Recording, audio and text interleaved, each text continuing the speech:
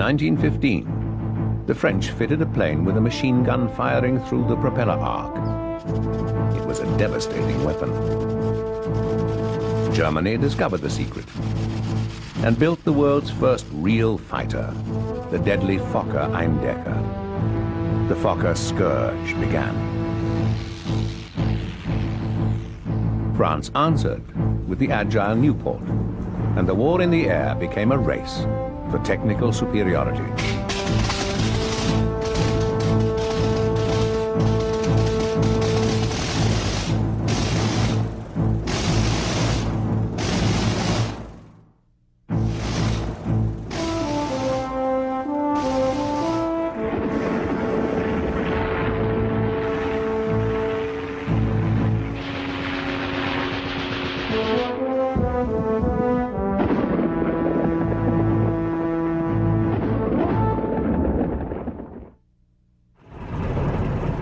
In early 1915, military aviation was making powerful friends among the military hierarchy in Paris. In March, the Battle of Neuve-Chapelle was fought entirely on the basis of maps made from aerial photographs. Bombers were coordinated with infantry for the first time. General Joffre, the French chief of staff, became convinced that aircraft could be the tool to break the deadlock of the trenches.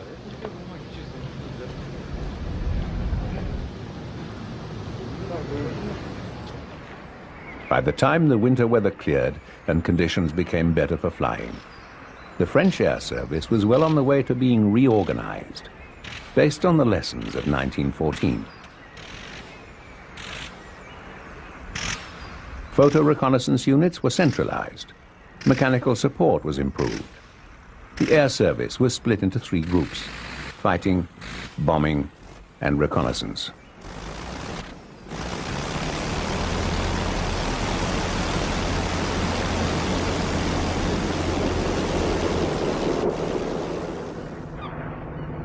There was an Allied air base on the coast near the port of Dunkirk called Saint-Paul-sur-Mer. On April 1, 1915, it was the location for an event of great significance to fighter aircraft. France's pre-war aviation hero, Roland Garros, was stationed there. He was trying out an idea that could make machine guns more effective in the air. Steel deflector plates were fitted to the propeller of a Morane-Saulnier N. A machine gun was fitted to fire straight ahead through the propeller arc. In every 100 bullets, about 7 would hit the deflector plates and bounce away. The whole plane could be aimed at the enemy. Garros tried the system in combat on April 1st, fitted to a Morane-Saulnier L. It worked. He shot down 3 German planes in 3 weeks. On April the 18th, he took off from Dunkirk again, but this time he wasn't so lucky. His plane was brought down behind German lines. The secret was out. Germany asked Tony Fokker, the young aircraft designer, to improve on the French system. And he did just that. The Fokker team synchronized gun and propeller, allowing all the bullets through the blades. They fitted the system to a Fokker single-seater and renamed the plane the E-1. E stood for Eindecker, meaning monoplane. The great German pilot Max Immelmann had the first confirmed victory in an E-1. 3 weeks later, his colleague Oswald Boelcke was successful. Boelcke and Immelmann led what became known as the Fokker Scourge through 1915. Their tally of downed Allied aircraft mounted. The German press created a rivalry between them. Boelcke's approach was simple. I always wait for the favorable moment and put in a few well-directed shots. Tony Fokker improved the Eindeckers. This is a scaled-down replica of an E-3, the ultimate version. It had a 100-horsepower engine and sometimes 2 machine guns. It appeared in December 1915. Allied fear of the Fokker continued to mount. The Royal Flying Corps issued this order. Until we are in possession of a machine as good or better than the German Fokker, a machine on reconnaissance must be escorted by at least 3 fighting machines.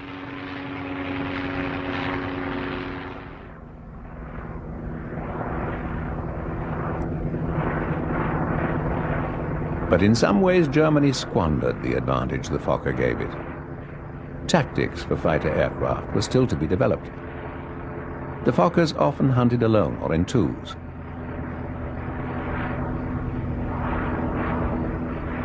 Sometimes, as in this rare film, they took off to provide escort for aviatik and Argo reconnaissance aircraft.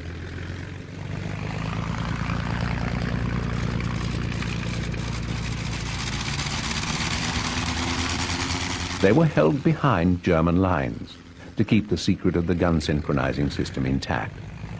If they'd been organized into strong fighting units, the Fokker Scourge could have been much worse.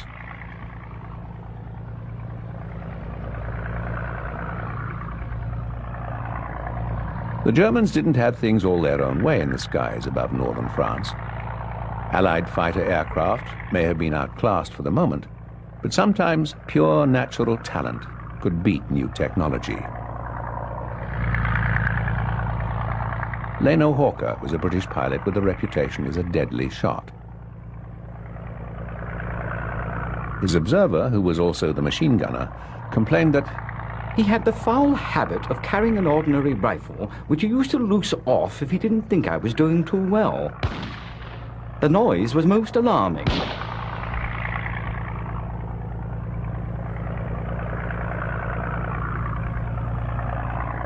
The two-seater British FE-2 fighter was not the right vehicle for Hawker's marksmanship.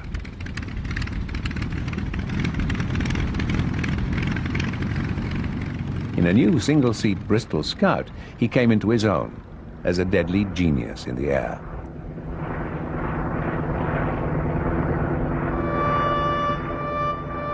The leader of all pilots in the skies above the Western Front was French, Adolphe Pégoud, the inventor of aerobatics.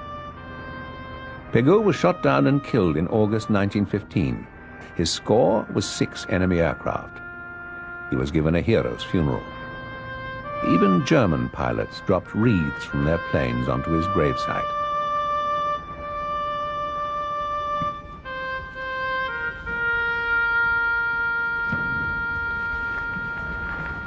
In the summer of 1915, a new French fighter appeared. It was used by the French and the British against the menace of the Fokker Eindecker.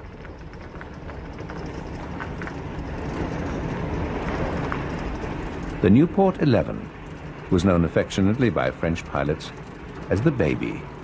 It was small, but very effective.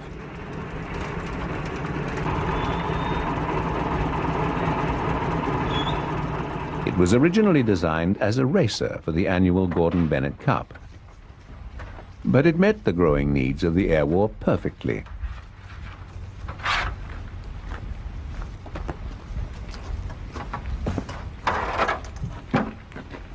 Although it was the French aircraft, the British government was the first to order it. In July 1915, it went into action with the Royal Naval Air Service in the Dardanelles campaign in Turkey.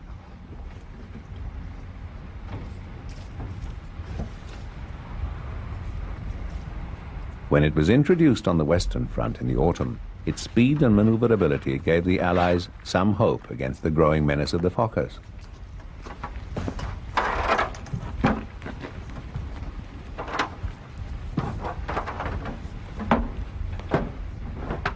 It had one major problem.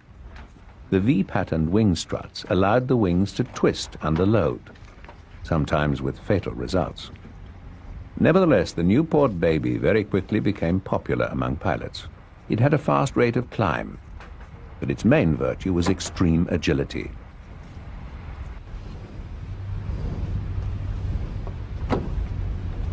By 1915, the many different control systems of pioneer aircraft had become standardized. A central stick controlled banking, climbing, and diving. Rudder pedals coordinated the turn.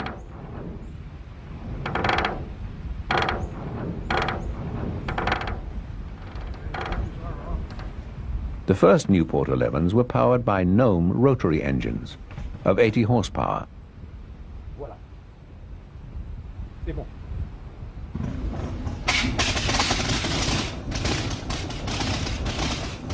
The Nieuport had one major disadvantage against the Fokker. French machine guns were not reliable enough in their firing rate for a safe synchronizing system. The Nieuport's gun could not fire through the propeller arc.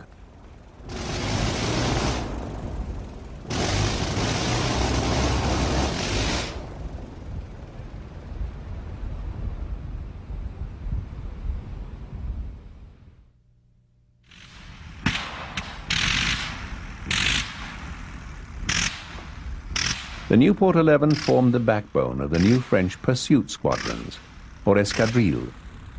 The first of these was N65, located near Nancy in the northeast of France.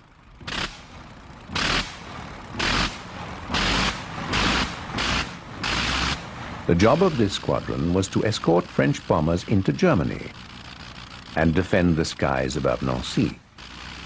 It was the first true French fighter unit of the war.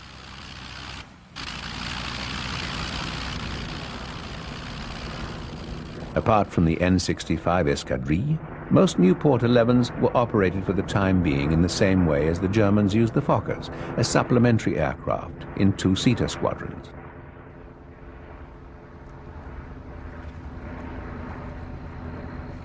The Nieuport's Lewis machine gun was mounted in the center of the top wing, so that bullets cleared the propeller blades.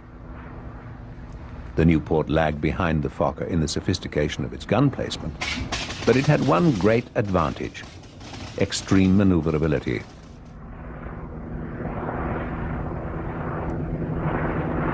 The Fokker, for all the fear it generated, was an old-fashioned wing warper.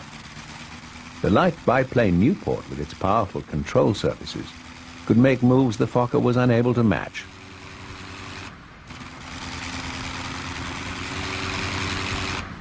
Agility like this could only be exploited by a skilled and naturally gifted pilot. As more sophisticated aircraft became available, a new question needed answering. What characteristics shown by recruits on the ground might indicate a talent for flying in combat? In Germany, France, and Britain, there was a belief that ex-cavalrymen made the best pilots. A good horseman needed good hands. So did a pilot.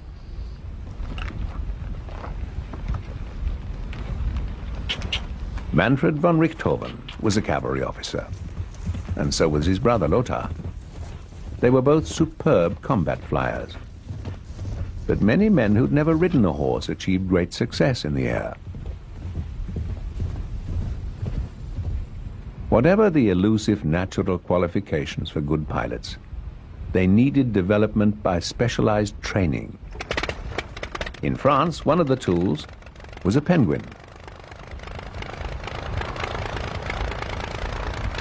A penguin was a plane with shortened wings, capable of almost leaving the ground, but not quite. The theory was the pilot could get the feel of flying without the danger of taking off. But there was no avoiding the extreme risk of the first solo flight.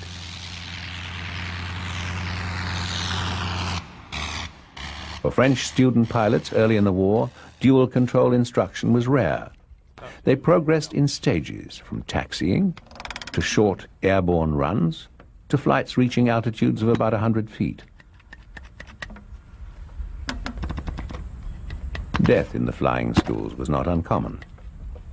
Fatal crashes were never forgotten by those who witnessed them.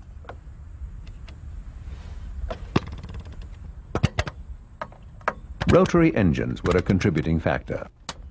They spin. Gyroscopic forces could be fatal to a pilot turning at low altitude.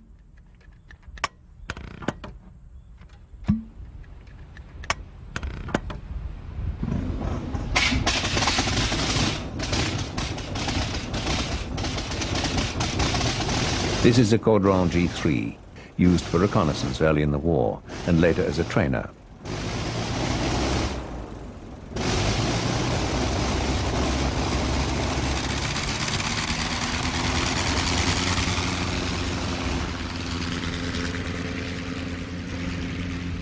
Victor Chapman was an American volunteer pilot in France in 1915. He wrote about a takeoff early in his training. The machine left the ground almost immediately. I had to hold it down to keep headway. Then it began to buck, squirm, and wriggle. Slid off to the right, to the left, took a short plunge downward, and then attempted to rear. The earth and a scrawny tree or two looked near and menacing.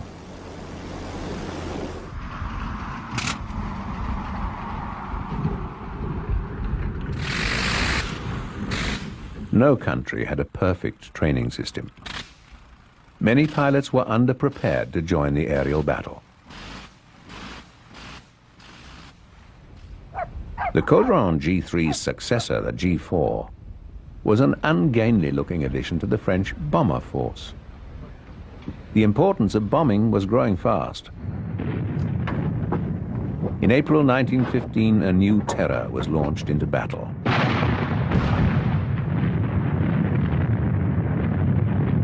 German poison gas caused havoc in the trenches near Ypres, on the Belgian border. Panic spread throughout the Allied forces.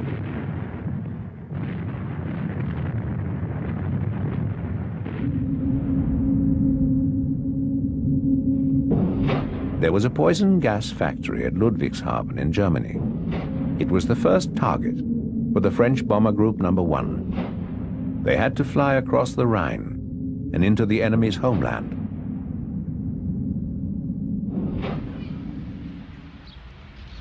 The group was based near the city of Nancy in northeastern France, only a few miles from the German border.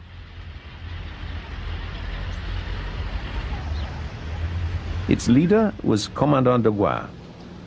His command was to be short-lived. The raid was planned for early May, but high winds prevented any action until late in the month. On May the 27th, the wind dropped. The bombs for the mission were loaded onto Voisin biplanes. They were modified artillery shells. Bomb sites at the time were crude and unreliable. Bombing techniques were in their infancy. Everybody had a great deal to learn.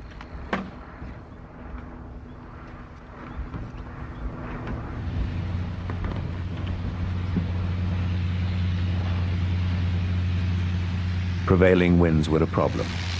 They blew from west to east. They helped on the way into Germany. But if they became too strong, they could prevent the slow Voisins from returning home.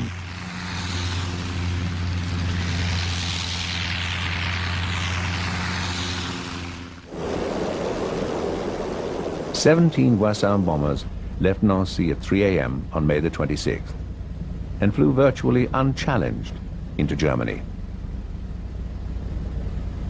87 bombs were dropped on the factory, causing substantial damage. Only Commandant De failed to make it home. Flights over enemy lines increasingly ran the gauntlet of anti-aircraft fire. As experience with bombing raids grew, formations were favored over the earlier go-as-you-please method. Single aircraft were vulnerable to fire from the ground. A lone aircraft provided one target for many gunners. Large formations forced the gunners to aim at different targets, reducing the chance of each aircraft being hit. Both sides developed new anti-aircraft weapons. By the end of 1915, bombers could no longer go unmolested by ground fire.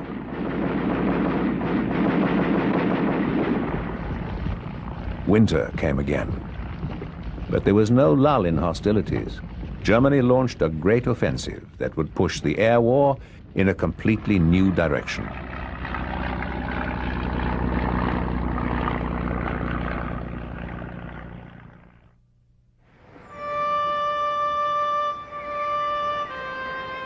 Germany planned to begin 1916 by making an all-out attack on the fortress city of Verdun.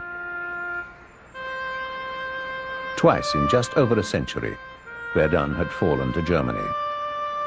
As 1916 began, the German trenches were only 10 miles away.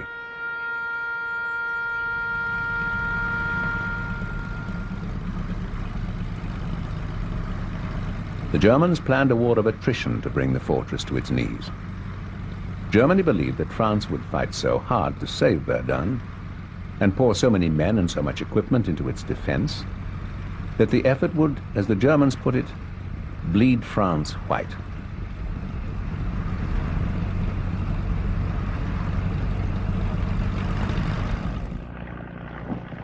Verdun was defended by two great forts, but at the beginning of 1916, they were under-equipped, both in personnel and armament.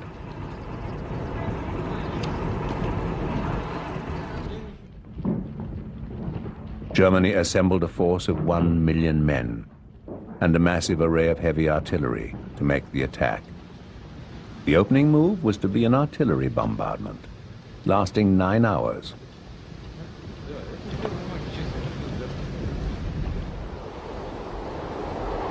France struggled to prepare. When the attack came, the French were outnumbered by the Germans 2 to 1.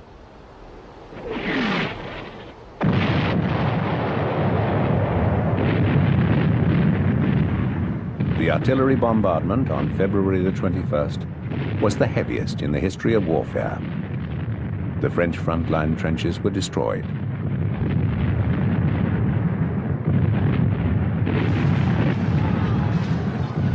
The way was prepared for the German infantry to strike.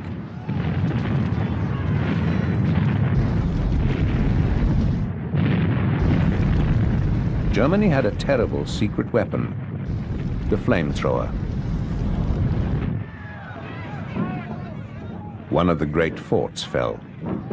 Panic mounted among the population of the city and the surrounding villages. Command of Verdun was given to General Henri Philippe Pétain, who vowed, "They shall not pass." Verdun's lifeline was a road, the Sacred Way. It ran 36 miles to Verdun from Bar-le-Duc. 6,000 trucks a day kept the city and guns supplied. German aircraft made no attempt to bomb them. Bar-le-Duc also benefited from Germany's defensive air tactics.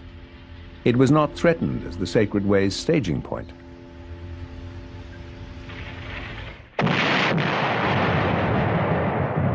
For 5 weeks, German soldiers were killed at the rate of 1 every 45 seconds.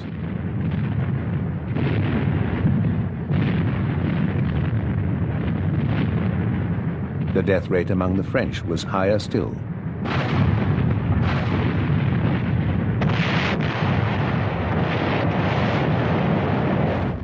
By the end of March, 90,000 French and 80,000 Germans were dead.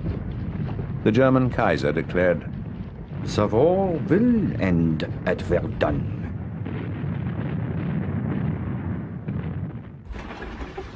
The Sacred Way was not bombed because German aerial tactics stressed reconnaissance and defense.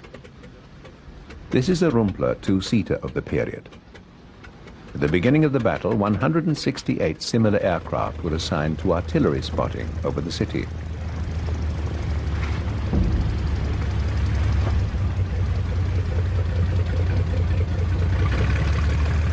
Each side had more than 500 planes in the area. But Germany was still benefiting from the Fokker Scourge. Allied morale was low. Germany considered that the job of its fighters was to protect reconnaissance aircraft. This Rumpler had a film camera mounted between the outer struts.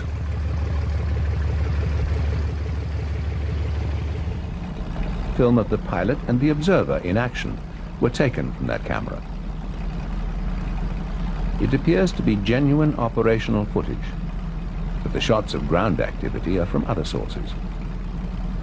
Another function of German two-seaters at Verdun was to set up a Luftsperre, a barrage of aircraft theoretically impenetrable by the enemy. They cruised up and down the front inside the German lines.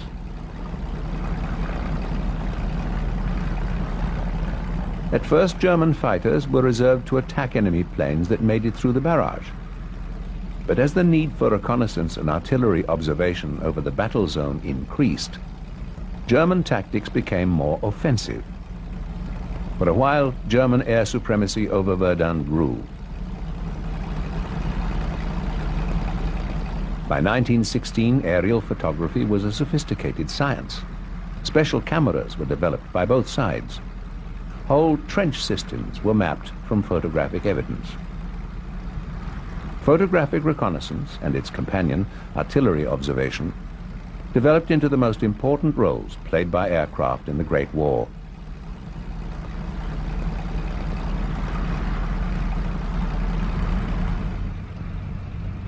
But information gathering behind enemy lines was a dangerous game. Observers had to be vigilant and know how to shoot.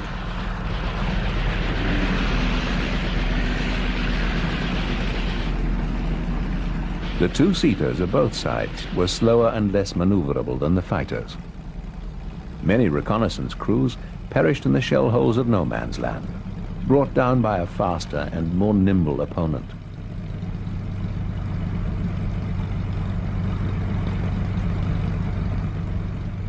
Communication between pilot and observer was by shouting. There were no intercoms and no mufflers on the engines. Hand-delivered bombs of this size did little damage on the ground. As the war progressed, bombing grew into a specialized discipline. Random drops from reconnaissance aircraft became less frequent.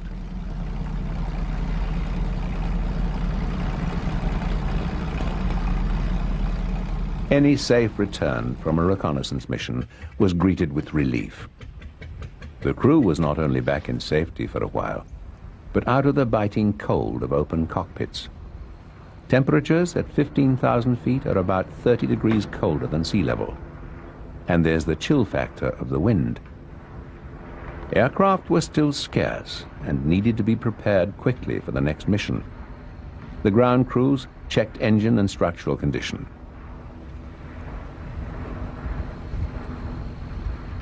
Pilot and observer wanted to know the number and location of bullet holes in the fuselage. They were an indication of just how close death had come.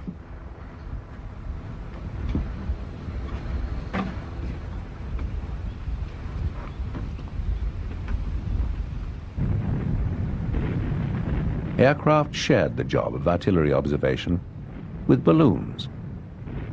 There was strong rivalry between pilots and balloonists. In a French Carco balloon, an observer could be lifted to more than 4,000 feet. Artillery gunners rarely saw their targets. Artillery observers were their eyes in the sky.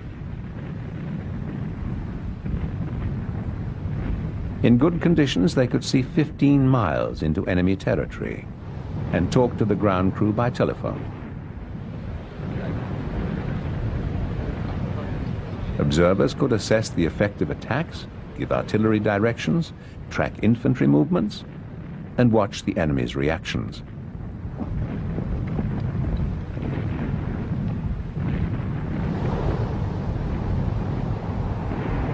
From late 1915, observers had parachutes, but they were hard to use. About once in 100 jumps, they'd fail to open.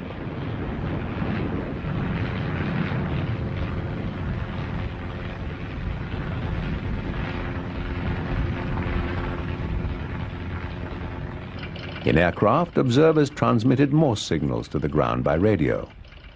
But aircraft radios of the time could not receive.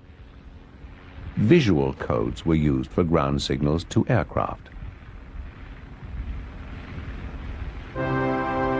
Germany had its own types of balloon, performing exactly the same function as those of the Allies. As the war went on, balloons on both sides became the targets of armed aircraft. French Lapierre rockets air-to-air missiles for balloon busting were introduced in 1916. These are fitted to a French Farman two-seater, but some Nieuports also carried them.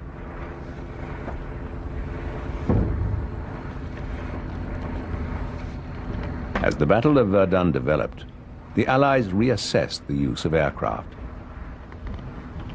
The RFC's commanding officer, Hugh Trenchard, believed in all-out attack. He said, "The sky is too large to defend."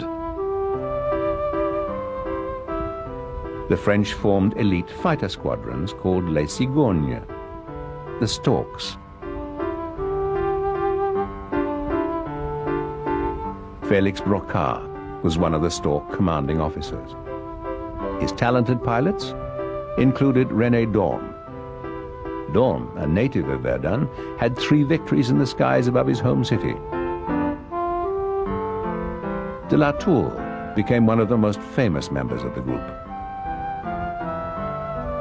Albert Derlin had his first victory in March at Verdun. France recognized early in the war that elite pilots like these had a value beyond their kills in the sky. Their success could be used as tools to lift morale. Pilots with more than 5 confirmed kills were called aces. In 1916, France's aces were concentrated in the Cigogne Escadrille. A posting to the Storks was considered a great honor. Germany had a similar system in which aces were hailed as heroes, but the British did not approve. In March 1916, the Nieuport 17, an improved version of the Baby, began to reach the front lines. It had a 110 horsepower Lerone rotary engine. It was so agile and could climb so much faster than the Fokkers that Germany ordered it to be copied.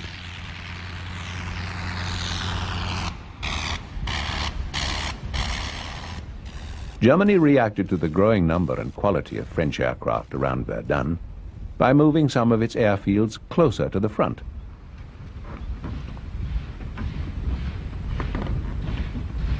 French pilots began to encounter German specialized all-fighter groups, equipped with 9 Fokkers each. But the French pilots also noticed a growing performance edge in their own aircraft over the Fokkers.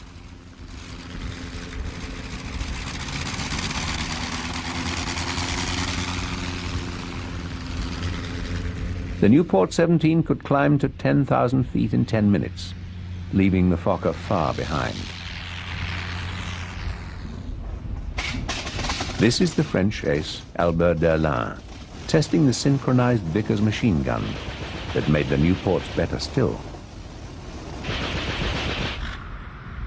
In April 1916, a German pilot mistakenly landed a new Fokker E-3 at an Allied airfield. It was tested against a French fighter. It was inferior. The Fokker Scourge had already faded, but this was proof that it was over. New French aces appeared. Charles Nungesser ignored injuries, including a twice broken jaw and a dislocated knee, to reach 10 victories in the Battle of Verdun. Georges Guynemer, aristocratic and delicate, began a career over Verdun that would make him the most beloved French ace of the war. In June, Max Immelmann, the great German pilot and tactician, was killed. Germany went into mourning. Oswald Boelcke was now the top-scoring ace of both sides, with 18 victories.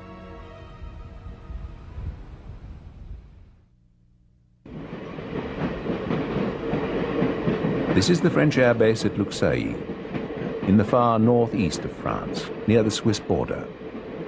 During the Great War, Luxeuil was the home of one of the earliest and most influential French bomber groups. Many lessons about bomber tactics were learned there early in 1915. Group bomber flights and the use of V formations were pioneered in its Maurice Farman aircraft.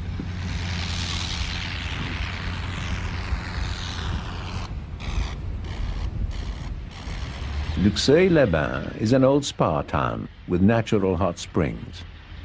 It became very fashionable in the time of Louis XV.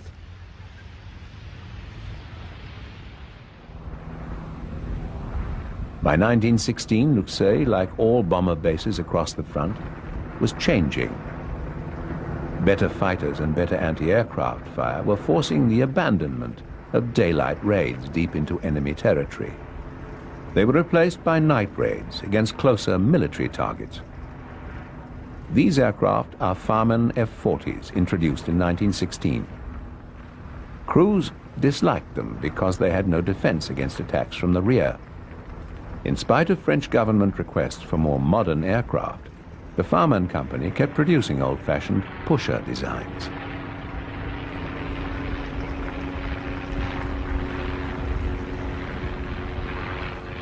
For bomber crews, night raids meant less chance of interception by enemy fighter aircraft or ground fire. But the night raids also meant greater navigation problems and less precision and intensity of attack.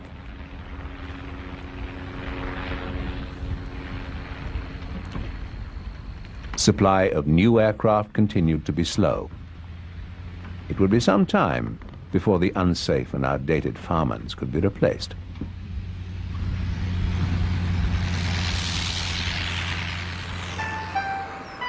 In the spring of 1916, a group of newcomers arrived at Luxeuil, a fighter squadron of American volunteers.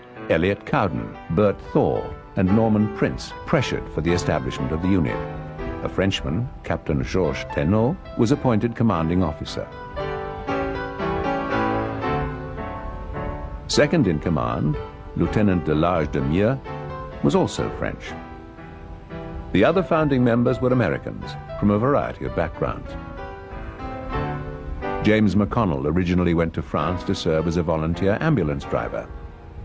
At the time, the only way for Americans to fight for France and retain U.S. citizenship was to join the French Foreign Legion. Kiffin Rockwell from North Carolina did just that. He was wounded in May 1915 fighting as a Foreign Legion foot soldier. After he recovered, he transferred to pilot training.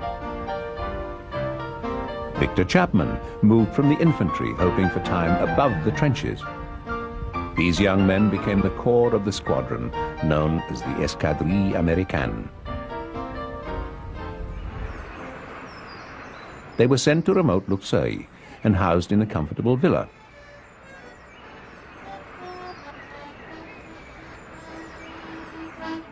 They were supposed to learn to handle their Nieuport fighters and escort the Luxeuil bomber group. But at first, there was little action.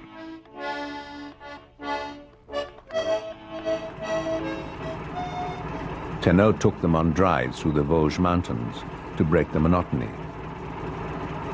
Kiffin Rockwell had the group's first victory in May 1916. Then they were moved to Verdun, and the heart of the real war.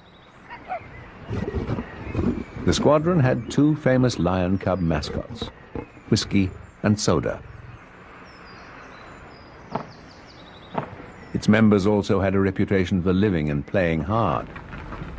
But they fought as fiercely as anyone else in the war and became an important symbol of potential American involvement.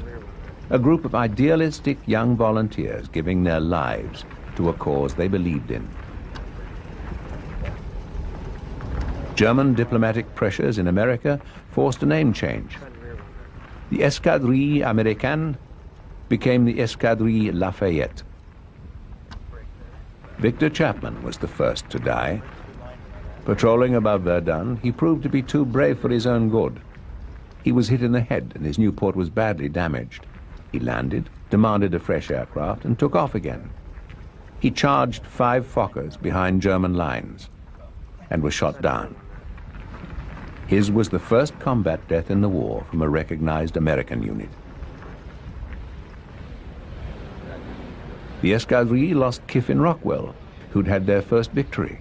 It also lost Norman Prince, the major founder of the group, but not from enemy bullets. His Nieuport hit a power line as he was landing.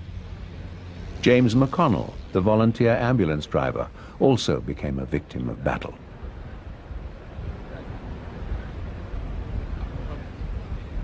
"38 American pilots would fly with the escadrille before the United States entered the war in April 1917. 7 of them would die in action. Their numbers were small, but their influence on America's entry into the war was great.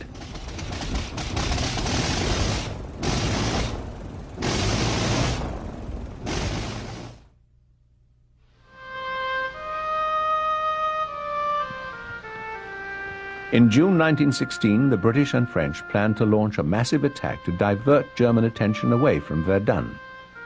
The location of this offensive was the River Somme, towards the west end of the front line. British aircraft had been fighting above this valley for almost 2 years.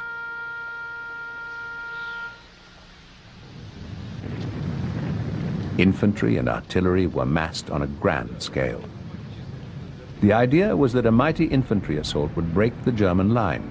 Cavalry would then sweep through and ride to victory. Hundreds of thousands of men were involved. At a precise moment, they were to break out of their trenches and rush for the German line. A great artillery barrage was to prepare the way. The order was given at 7:30 on the morning of July the 1st, 1916. British troops, each man carrying 66 pounds of equipment, ran into no man's land.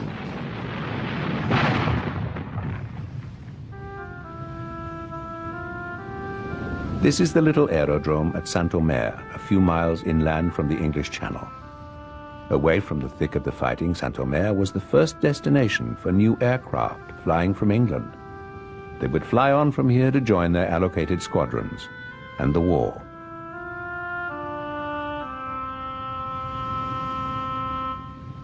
Among the aircraft arriving at the time of the Somme battle were Fe-2Ds.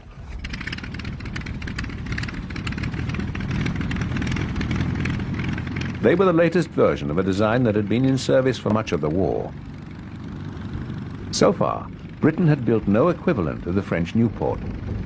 Fe-2s and DH-2s, with their old-fashioned pusher layouts, were the best British fighters of the time. The observer sat in front. He had 2 Lewis guns, one firing forward and one back over the top wing. To use the rear gun, he had to stand up.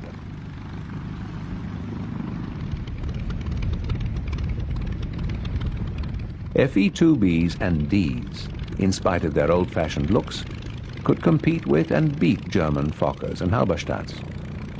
They were a major factor in building Allied air superiority before the Somme battle. But the Royal Flying Corps also depended heavily on French aircraft. The great British pilot Albert Ball established his reputation over the Somme. In 3 months, he had an amazing streak of 30 victories in a Nieuport 17. Throughout the summer, Allied planes dropped more than 17,000 bombs. They located German guns. They strafed German troops in the trenches. They were able to reinforce air superiority over the Somme. On the ground, the battle gained little for the Allies. Casualties on both sides were immense.